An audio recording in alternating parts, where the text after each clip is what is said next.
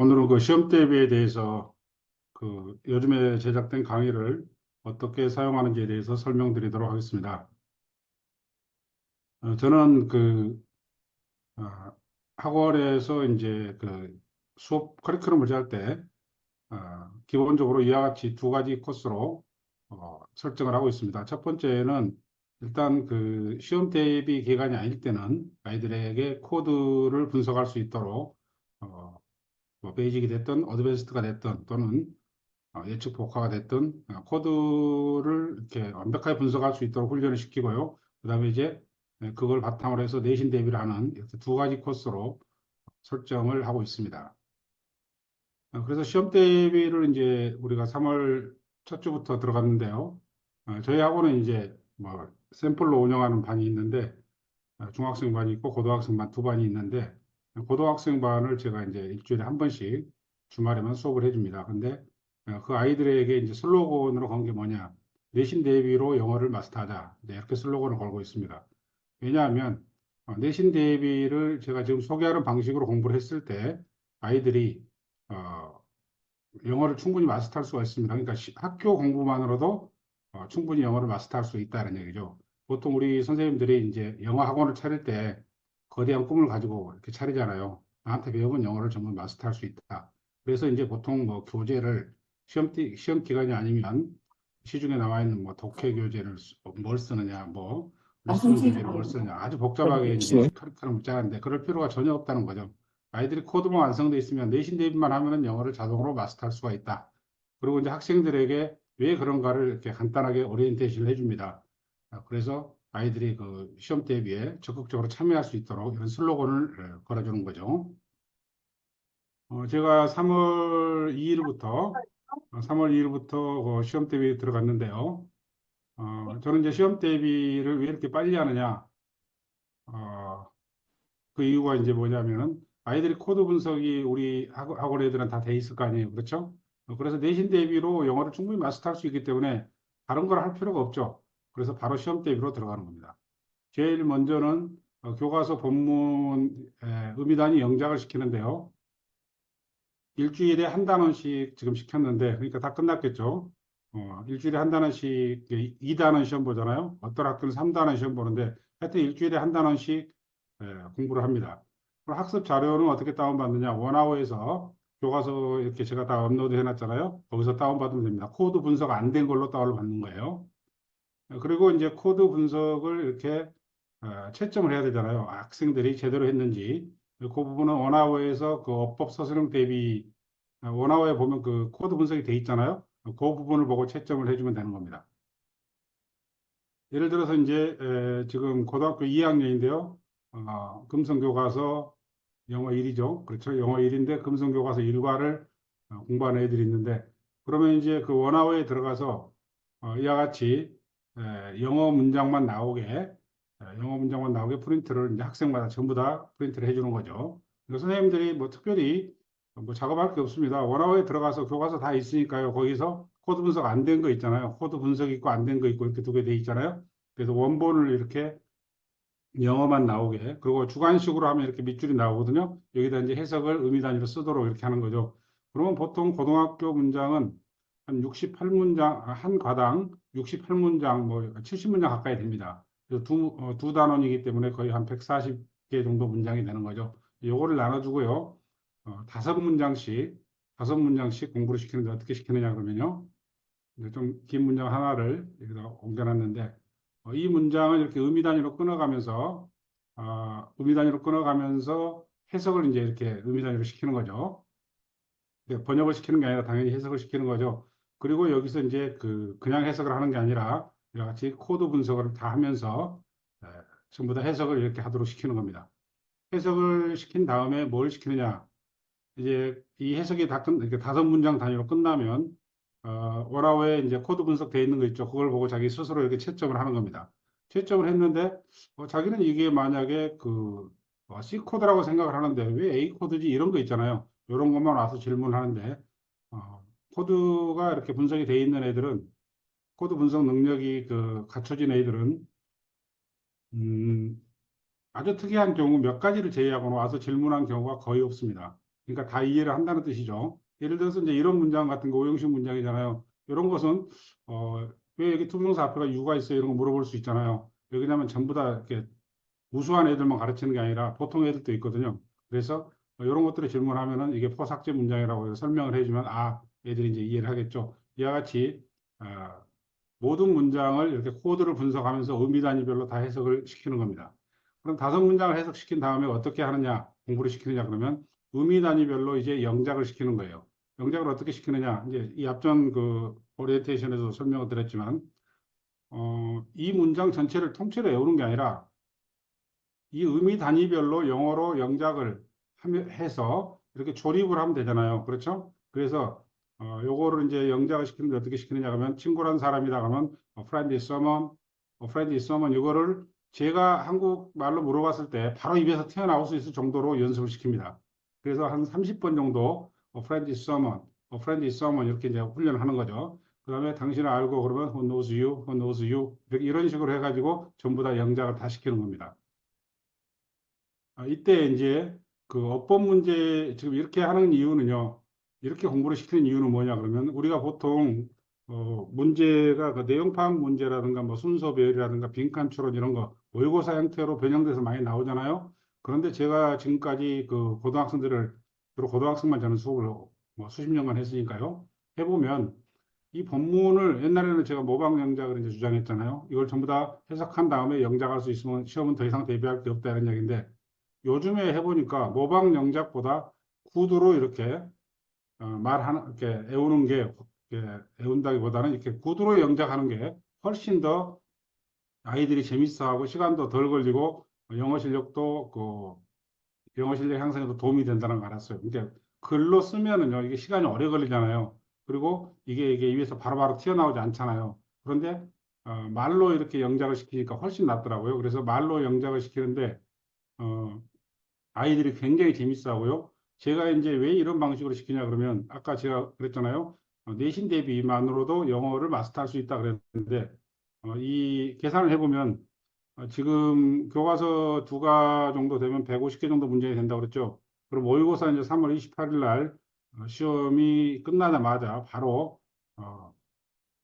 모의고사 지문을 또 전부 다 이와 같은 방식으로 공부하는데 그러면 문장이 대략 400개 정도 되는 거예요. 400개인데 그중에서 이제 짧은 문장도 있지만 약간 긴 문장들이 모의고사 같은 거 많잖아요. 그렇게 따지면 한 개 문장당 한 5개 정도의 의미 단위를 영작을 하잖아요. 그러면 몇 개예요? 2,000개 정도의 의미 단위. 다시 말해서 그 의미 블록을 머릿속에 입력을 하는 겁니다. 선생님들도 영어로 한번 이렇게 말을 해보면 알지만, 예를 들어서 친구란 사람이다, 친구란 어떤 사람이다, 이런 거를 갑자기 말하려면 잘 안 되잖아요. 입에 배이지 않기 때문에 그렇죠. 그래서 이러한 의미 단위를 원래는 뭐 수천 번 듣고 말해야 이게 이제 자기 실력이 되는 거지만, 저는 수천 번을 안 시키는 이유가 뭐냐. 만약에 A friend is someone이거나 This is the book 이거나 그렇잖아요. 똑같은 그런 문장 패턴이잖아요. 그래서 2,000개를 만약에 의미 단위로 공부한다 하면 그 속에는 전부 다 1형식, 2형식, 3형식 얘들 중에 하나예요. 그러니까 계속 반복되기 때문에 그거를 수천 번 이렇게 하지 않고도 한 30번 정도만 입으로 이렇게 익숙하게 해도 전부 다 그게 머릿속에 다 저장이 된다는 거 알았어요. 그리고 이제 이런 관계대명사 문장 이런 거 있잖아요. who knows 이런 거. 이런 것도 마찬가지로 저 문장이 비코드고, 즉 관계대명사 주격 문장이라는 걸 애들이 알고 저거를 약 20번 정도 이렇게 반복해서 입으로 영작할 수 있게 되면 이 유사한 문장들이 2,000개의 그런 의미 단위 블록 속에 계속 반복해서 나오거든요. 그래서 저는 이런 방식으로 공부를 시키면은 아이들 머릿속에 이렇게 뭐랄까 문장의 의미 단위들이 수없이 저장이 되기 때문에 애들한테 그렇게 이야기했어요. 이거 1년, 2년 정도 고등학교 1, 2학년 정도 2년 정도 그 시험 대비를 하면서 이와 같은 시험은 공부를 안 할 수가 없잖아요. 그러니까 시험 대비를 하면서 이와 같은 방식으로 의미 단위를 입력을 시키면 1년에 거의 8천 개 정도를 의미 단위를 입력할 수 있잖아요. 그렇죠? 그리고 2년이면은 물론 까먹는 것도 있지만은 상관없어요. 문장의 패턴이 들어가는 거기 때문에 그래서 16,000개 정도, 그리고 중3까지 하면은 거의 2만 개 가량의 의미 단위가 머릿속에 입력되기 때문에 이런 방식으로 해서 대학교로 갔을 경우에 이제 실제로 그 외국인을 만나서 말할 기회가 있거나 했을 때 압도적인 그런 실력이 이렇게 갖춰진다. 이런 식으로 지금 설득을 하고 실제로 그렇게 하고 있습니다. 그래서 요거를 전부 다 영어로 말할 수 있게끔 훈련을 시키는 거죠. 이때 이제 아까 그 시험 문제 유형 뭐 여러 가지 이야기했지만 제 경험으로 봤을 때 이런 방식으로 공부를 하면은요, 소수령을 제외한 거의 모든, 어, 소수령은 좀 더 이제, 이렇게, 뭐랄까, 어, 좀 더 정교한 훈련을 해야 되겠죠. 근데 그거를 제외한 모든 문제는 틀리지 않습니다. 이거는 제가 자신 있게 제 경험으로 말씀드리는 거예요. 내용 파악이라든가 이런 거 쓸데없는 변형 문제 이런 거 수백 개를 풀 필요가 전혀 없다는 이야기죠. 그래서 코드를 분석하고 그 다음에 각각의 의미 단위를 전부 다 영작을 하게끔 옛날에는 이 문장 전체를 영작을 시키니까 애들이 힘들어했는데 이제는 의미 단위별로 영작을 해서 조립을 하는 방식으로 하기 때문에 애들이 굉장히 재밌어 하고요. 공부를 좀 못한 애들 있잖아요. 보통 애들, 중간 정도 가는 애들, 걔들도 전부 다 이걸 완벽하게 영작을 하는 걸 확인했습니다. 그때 이제 어법에 관련해서는 제가 이제 늘 강조를 드리지만 80%는 코드하고 그 연결장치 선택 기준이 나오잖아요. 다시 말해서 여기서 who를 쓰느냐, as를 쓰느냐, 이런 거, where를 쓰느냐, 이런 게 나오잖아요. 그래서 이 부분에 이제 당연히 신경을 써서 애들한테 공부를 시키고 동사 문제가 주로 출제되잖아요. 능동이냐, 수동이냐. 그 다음에 수일치, 그 다음에 시제. 이 세 개에 신경을 쓰면서 이 문장들을 분석하라고 이제 시키는 거죠. 예를 들어서 어법 문제를 보면요. 한 문제를 지금 이렇게 꺼냈는데 중학생 같은 경우는 예를 들어서 이 보기의 대과 용법이 다른 걸 고르시오 해가지고 이렇게 완벽한 객관식 문제로 출제가 되잖아요. 그러니까 그런 문제 유형을 푸는 방법만 알면 되는데 고등학교 문제는 전혀 그렇지 않죠. 예를 들어서 여러 가지 문법 사항들이 이렇게 섞여서 나오잖아요. 그렇죠?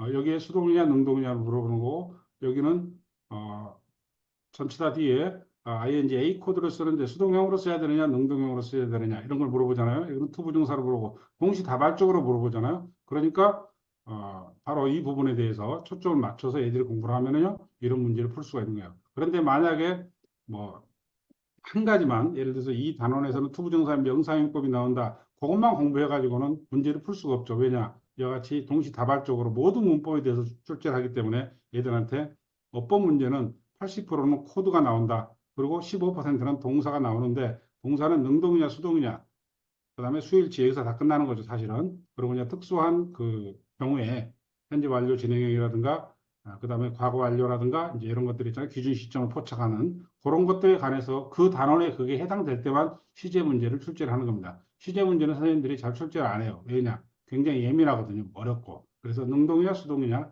그다음에 단수냐 복수냐 이 부분에 포인트를 맞춰서 애들이 공부를 하도록 유도를 하는 거죠. 그럼 이제 테스트를 해야 되겠죠. 테스트는 저는 이렇게 시킵니다. 선생님들도 이렇게 해보세요. 먼저 해석을 시킵니다. 그리고 두 번째는 의미단위 영작을 시키는 거예요. 즉 영어로 말하기를 시키는 겁니다. 다시 아까 그 문장을 가져오면요. 애들한테 이제 애들이 5문장이 끝나면 저한테 오겠죠. 그러면 이 한국말을 가리고 자 제가 이제 그 A4 용지를 반으로 접어서 한국말을 가리고 해석해봐 이렇게 하는 거거든요. 그럼 애들이 의미단위로 끊어가면서 쫙 해석을 하는데 당연히 잘하겠죠. 왜냐하면 영작까지 다 끝내고 테스트를 받으러 오는데 해석을 물어보니까 애들이 어때요? 날아가듯이 해석을 하는 겁니다. 그러면 우리가 보통 기존의 시험 공부 방식으로 했을 때는 어때요? 해석만 날아가듯이 하면은 어때요? 된 거잖아요. 그렇죠? 그렇죠? 그래서 해석을 먼저 테스트하고요. 자, 여기서 먼저 해석을 테스트한다는 이야기입니다. 두 번째는 이제 의미단 영작을 시키는 겁니다. 이 부분을 제가 이제 페이퍼를 들고서 친구란 사람이다. 그러면 애들이 a friend is someone 당신을 알고 그러면 who knows you 있는 그대로 as you are 그런 식으로 전부 다 말할 수 있게끔 버벅거리면 다시 가서 다시 훈련해 가지고 와 이렇게 하는 거예요. 그런데 이제 재밌는 것은 뭐냐? 애들이 이거를 거의 완벽하게 해낸다는 겁니다. 그리고 더 중요한 것은 뭐냐?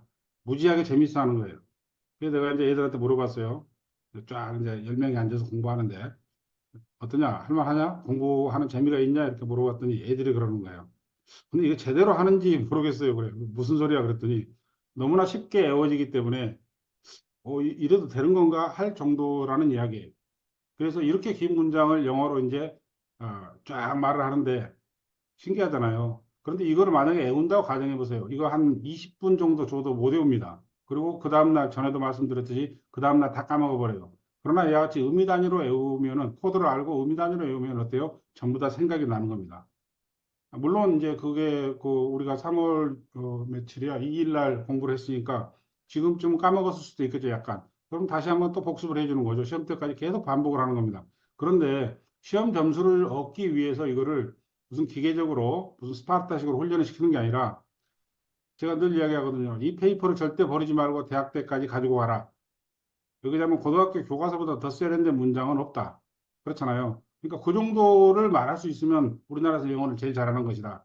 대학 교수를 포함해서 우리 영어 선생님들 다 포함해서 고등학교 교과서 정도의 문장들을 자유자재로 구사한 사람은 우리나라에 거의 없다. 그러니까 너희들이 이거를 버리지 말고 서울에 대학 가면은 지하철 타고 다니면서 계속 이 한국말의 의미단위를 보면서 복습할 수 있도록 노트를 간직해라. 이제 이런 식으로 어, 약간 웅변을 하고 설득을 하면서 애들한테 시키는 겁니다.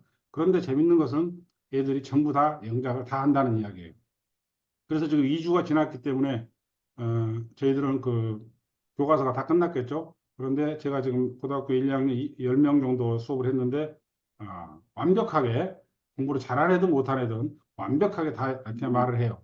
영어로 말을 다 합니다. 그래서 저 칭찬도 많이 해주고 또 이렇게 격려도 많이 해주는데요.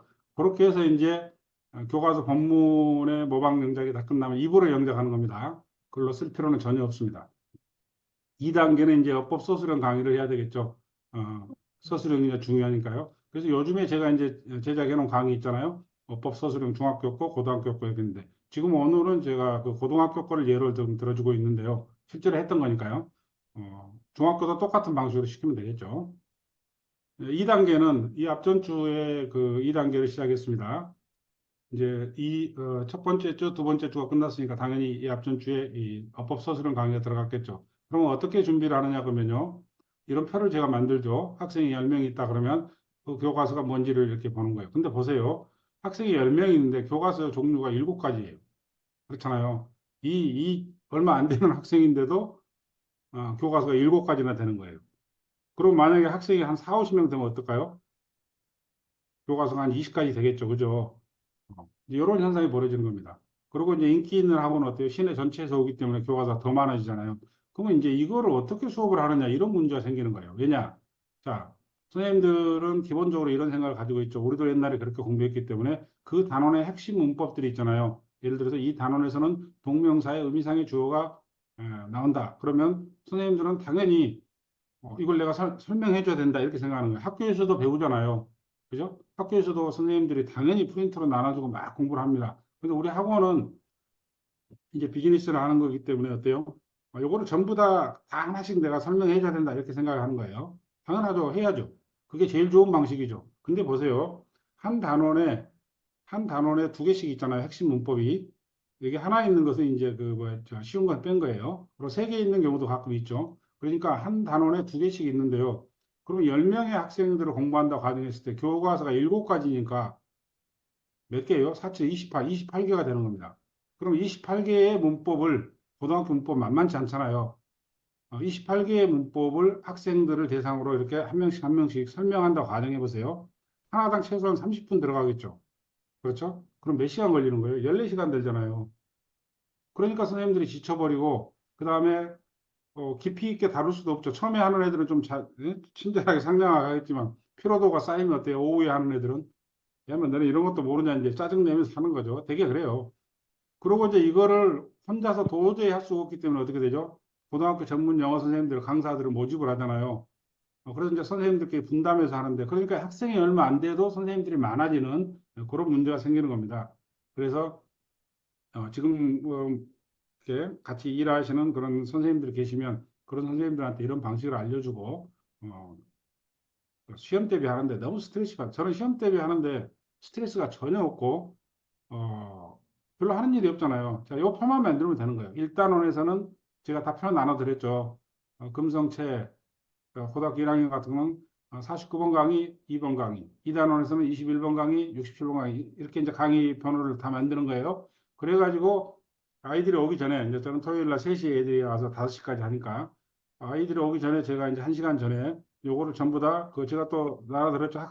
학생들 그 학습용 교재 있잖아요. 그거를 전부 다 개인별로 전부 프린트를 하는 겁니다. 프린트를 해가지고 호치케이스로 딱 묶어서 1단원, 2단원, 4개씩 되겠죠? 이렇게 해가지고 준비를 해놓은 상태에서 이제 아이들이 오면은 나눠주는 거죠.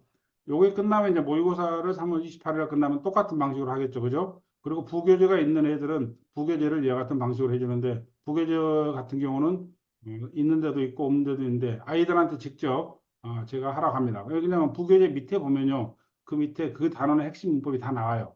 그렇잖아요. 뭐 이 단원에서는 동명사에 뭐 시제가 나온다든가 또는 뭐 위드 분사구문이 나온다든가 이게 다 있어요. 그러니까 그걸 찾아서 애들한테 전부 다 쓰도록 이렇게 하는 겁니다. 알겠죠? 그리고 마지막으로 이제 예상 문제 이런 것들을 푸는 이런 시퀀스로 가는 겁니다.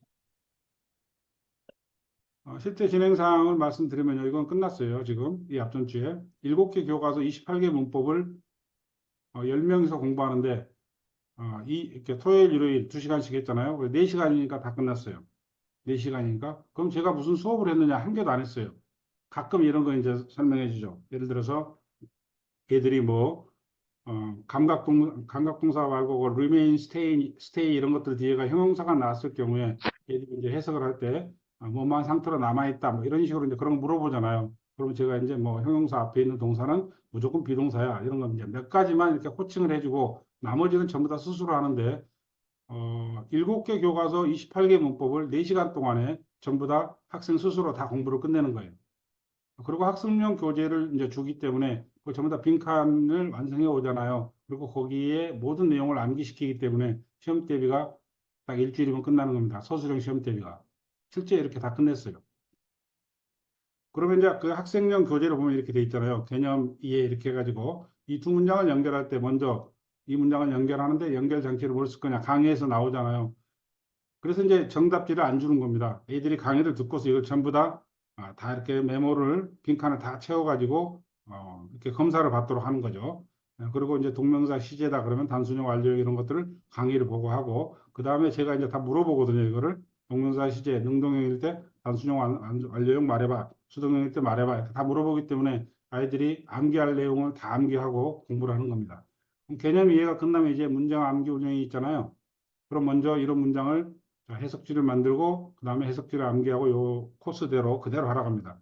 어떤 학생 같은 경우는 제가 이제 교과서에서 예문을 이렇게 꺼내 놨는데 이 예문이 그 교과서 문장이 아닐 수도 있잖아요. 근데 그거는 상관하지 말고 무조건 이와 같은 방식으로 학습 그 교재에 나와 있는 모든 문장들을 어, 전부 다 이렇게 똑같이 해석지를 만들고 해석지를 암기한 다음에 의미 단위로 영작하는 훈련, 물론 입으로 영작하겠죠. 그래서 그 훈련을 다 시키는 겁니다. 왜? 이런 방식으로 공부를 해야 되기 때문에. 그리고 마지막에 테스트 단원이 나오고 그다음에 어법 문제 나오잖아요. 그래서 요 부분까지 애들이 전부 다 스스로 공부해서 이제 검사를 받으러 오잖아요. 검사를 받으러 오면 이걸 이제 물어보면 되는 겁니다. 이거를 영작해봐라 이렇게 말로. 그러면 애들이 다 영작을 해요. 그래서 이제 이 어법 소수령 문제 이 부분을 해야 되는 이유는 실제 시험 문제는 의미 단위로 이렇게 나오는 게 아니라 이와 같이 우리말로 이렇게 번역처럼 나오잖아요. 그러니까 요거를 우리 의미 단위로 배열을 하고 다시 영작을 하고 이 과정을 할 수 있도록 확인만 해주면 되는 겁니다. 그 정도는 해야죠. 정리를 해보면 이제 교과서 그 핵심 문법이 포함된 문장들을 선별을 또 해야 되죠. 정리한 게 아니라, 이렇게 이제 공부를 한 다음에 선생님들이 해야 될 것은 뭐냐, 그러면, 교과서 전체 문장을 다 공부를 했잖아요. 그런데 이제, 어, 진짜 시험 대비를 위해서는 교과서 핵심 문법, 예를 들어서 이 단원에서는 동명사의 의미상의 주어가 나온다. 그러면 그 문장들을 선별을 해야 되겠죠. 그렇죠?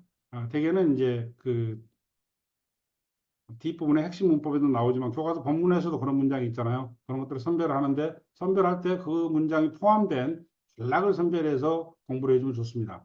그러니까 무슨 말이냐면은 아까도 말씀드렸듯이 어법 문제가 이렇게 나오면 자, 핵심 문법이 있잖아요. 그 핵심 문법을 테스트하기 위해서 지금 시험 문제가 나오는데 거기에 있는 다양한 문장들 속에 문법이 들어있잖아요. 그거하고 섞어서 내잖아요. 그러니까 얘가 좀 중요한 문장, 핵심 문법이 들어있는 좀 긴 문장, 얘가 포함된 그 단락을 이렇게 애들한테 여기서 여기까지 무슨 말씀인지 아시죠? 요 단락을 선정해서 이 부분에 있는 코드라든가 뭐 동사의 수일치라든가 이런 거 있잖아요. 요 부분을 철저하게 공부를 이렇게 시키는 거죠. 이게 이제 어법 대비가 되겠고요. 그 다음에 그 핵심 문법이 들어있는 그 긴 문장 있잖아요. 그 문장을 서술형 대비를 해가지고 아까 공부했던 방식으로 공부를 시켜주는 거죠. 그래서 이제 어법 서술형 강의와 동일한 방식으로 이 이 문장들을 전부 다 시험에 출제가 예상되는 문장들을 이렇게 공부를 시켜주는 거죠. 그 다음에 이제 세 번째 단계는 모의고사잖아요. 교과서에서는 많이 안 나오죠. 보통 모의고사에서 많이 이렇게 출제가 되는데요. 저는 모의고사를 보게 되면은 전체 지문을 자, 의미 단위 영작을 아까 교과서와 똑같은 방식으로 시키는 겁니다. 그러니까 이제 3월 28일 날 제가 이제 밤새 작업을 해가지고 그 지문을 좀 빨리 구하면 좋은데, 제가 이제 원화에도 올리고 하겠지만, 하여튼 우리 학생들이 30일 날부터 바로 지문 학습을 할 수 있도록 그렇게 이제 준비를 한 다음에 전체 지문을 아까와 똑같은 교과서 방식으로 이렇게 영작을 시키는 겁니다. 그 다음에 이제 요게 선생님들이 해야 될 부분인데 주요 지문, 주제문 선별. 그렇죠? 요거를 이제 할 줄 알아야 되겠죠. 선생님들이 충분히 할 수 있습니다. 왜냐하면 음, 주요 지문은 뭐냐 그러면 제가 그 빈출 구문 이렇게 자료 나눠드렸잖아요. 거기에 해당하는, 그러니까 선생님들 보면 아시잖아요. 이거는 서술형에 나오는, 자주 나온다. 이걸 이야기하는 거예요. 그런 지문을 이렇게 선별하고요. 그 다음에 주제문 있잖아요. 당연히 주제문도 선별해야 되죠. 그러면 보통 한 단락에서 두 문장 정도 선별이 되겠죠. 그렇죠? 그럼 15개 단락이 나오니까 30문장 정도가 선별이 되는 겁니다. 아시겠죠? 그래서 주요 문장하고 주제문을 이렇게 선별해서 어, 어법 소설형에서 하는 방식과 똑같이 완벽하게 영작을 할 수 있도록 해석하고 영작하고 코드 분석할 수 있도록 이와 같이 훈련을 시키는 거죠. 교과서와 똑같은 방식으로 이렇게 시켜주면 되겠습니다. 그다음 마지막 단계로는 이제 예상 문제를 풀이야 하는데요. 시중에 예상 문제집을 풀어주면 제일 좋죠. 그래서 그 백발백중 이런 거 있잖아요. 이런 문제집을 그 중학생 같은 경우는 풀면 됐고요. 고등학생 같은 경우는 뭐 이그젠폼이나 내신 그 사이트도 많잖아요. 거기서 문제를 이렇게 다운받아 가지고 풀리는데 저 같은 경우는 문제를 많이 풀리지 않습니다. 왜냐하면 문제를 풀 시간에 차라리 교과서나 모의고사 지문을 다시 한번 복습하는 게 낫지. 그 변형 문제 많이 푼다고 실력이 늘지 않습니다. 그래서 문제 푸는 그 핵심은 앞에서 다 공부를 했기 때문에 이런 식으로 문제가 나오는구나. 이런 정도를 이렇게 테스트하는 방식으로 하면은 제가 이런 방식으로 이제 시험 대비를 했을 경우에 아이들의 그 반응을 보면요. 이제 이렇게 공부했던 부분에서 나온 문제는 단 한 개도 틀리지 않았습니다. 다요. 이렇게 공부했던 부분에 대해서는 단 한 문제도 틀리지 않았어요. 뭐 틀렸냐 물어보면 이런 방식으로 이제 공부를 했는데 그 범위를 벗어난 거 있잖아요. 특히 두 가지가 많이 있는데 첫째는 외부 지문이 나왔을 경우에 내부 지문이 나왔을 경우에 이런 방식으로 공부하는 애들은 보통 애들보다는 훨씬 더 잘 푸는데 사소한 그 실수를 좀 하더라고요. 자기가 본 문장이 아니기 때문에 그런 경우가 가끔 있고 또 한 가지 그 좀 공부를 못하는 애들은요. 그 학교 선생님들이 이제 이 글의 주제는 이 글의 제목을 해가지고 영어로 보기를 주잖아요. 객관식에서 그 보기에 나오는 단어를 몰라가지고 그 틀리는 경우가 있어요. 그래서 그건 어떻게 할 수가 없잖아요. 그래서 그런 경우를 제외하고 제가 좀 중상위권 정도 아이들 이상을 물어봤을 때는 이런 방식으로 공부했던 데서 출제했던 문제는 단 한 개도 틀리지 않았어요. 다 이렇게 대답하는 걸 알 수가 있었어요. 그래서 이와 같은 방식으로 시험 대비를 해주면 되겠습니다. 오늘은 간단하게 시험 대비하는 방법을 소개시켜 드렸는데요. 혹시 질문이 있으면 질의응답을 받겠습니다. 마이크를 끄시고요. 질문해 주십시오.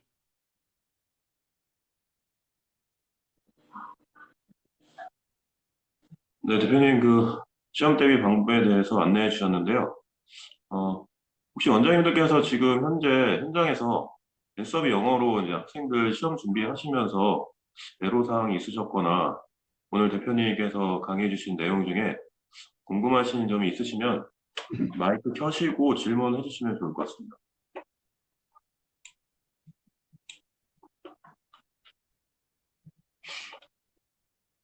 근데 제가 아까 말씀드렸듯이 시험 대비는 선생님들의 손을 거치는 게 제일 좋죠. 그래서 가능하면은 선생님들이 직접 이런 수업을 다 해주고 일일이 어, 지금까지 했던 방식으로 이렇게 다 챙겨서 해주면 되는데요. 이제 그런 마음 속에는 불안감이 있잖아요. 이렇게 내 손을 거치지 않으면 좀 이렇게 불안하다. 그리고 또 문제집을 거의 뭐 한 권 분량을, 뭐 다운받아가지고 뭐 8단계 뭐 이런 거 있잖아요. 그런 거를 이렇게 계속 돌렸던 선생님들은 그렇게 하지 않으면 뭔가 좀 찝찝하고 뭐 이런 게 있잖아요. 그렇죠? 근데 에, 이제 그렇게 하셔도 되죠, 당연히. 근데 저는 이제 제 방식을 이렇게 하나 소개를 하는 겁니다. 이렇게 해도 아무 문제가 없다는 이야기예요. 그리고 시험 대비 어떤 스트레스랄까요? 그런 게 하나도 없다는 이야기죠. 그래서 애들이 오기를 계속 기다리고 있는 거예요. 프린트만 준비해놓고. 그리고 애들이 스스로 공부하고 계속 돌아가면서 와가지고 저한테 테스트 받고. 그러니까 엄청 재밌죠. 그러니까 이 애들을 가르치는데 또 시험 대비를 하는데 스트레스가 전혀 없는 거죠. 유쾌한 거죠. 그리고 애들한테 좀 덜 끝나면 과제를 주거나 또는 한 시간 더 남아서 하거나 이런 식으로 이렇게 하는데 아이들도 시험에 대한 스트레스가 없고 선생님도 시험 대비에 스트레스가 없더라는 얘기죠. 그리고 뭐 시험 대비할 때 옛날 보면 어때요? 벌써 이제 이달 말부터 어때요? 바짝 긴장해가지고 뭐 학생별로 이름이 붙어 있는 무슨 교재도 만들고 막 하잖아요. 그렇죠? 근데 그 너무 스트레스 받잖아요. 특히 핵심 문법 하나하나 이렇게 전부 다 설명해 주는데 같은 학교끼리 반별로 나눠서 이렇게 수업하고 이런 게 너무 스트레스 받잖아요. 제가 생각하는 그런 시험 대비는 그럴 필요가 없다는 이야기죠. 그래서 소개를 해드리는 겁니다.